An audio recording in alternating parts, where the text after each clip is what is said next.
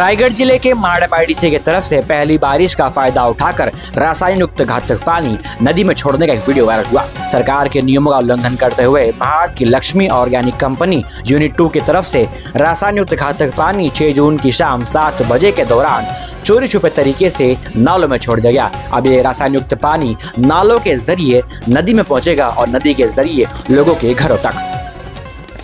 महाड़ प्रदूषण नियंत्रण मंडल के उप प्रादेशिक अधिकारी ऐसी कंपनियों के ऊपर उनकी हरकत, उनकी मनमानी जानने के बावजूद भी कार्रवाई क्यों नहीं करते, अब ऐसा सवाल उठ रहा है। राष्ट्रवादी कांग्रेस पक्ष शरद चंद्र पवार गढ़ के तालुका अध्यक्ष मुदस्सिर भाई पटेल ने इस कंपनी के ऊपर कार्रवाई करने की मांग की है, वरना आंदोलन का इशारा दिया है।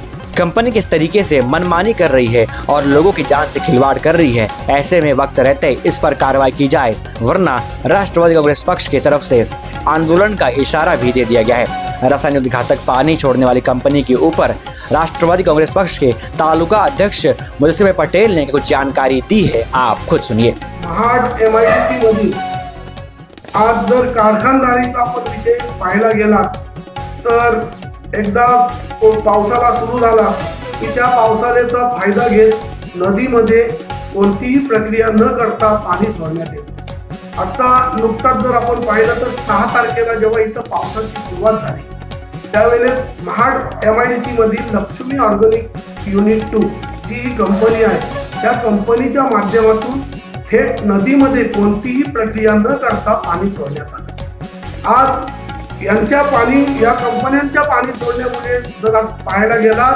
तर महाड तालुक्यातील खारीपट्ट्याचा जर आपण विचार केला तर खारीपट्ट्यामध्ये 70% लोक कॅन्सरग्रस्त आहेत। आज एवढ्या भयानक आजाराशी ते झुंज देत आहेत। त्यांचा प्रदूषित पाणी जो नदीमध्ये सोडला जातो त्यामुळे मासेमारी पण इथली पूर्णपणे संपुष्टात आलेली आहे।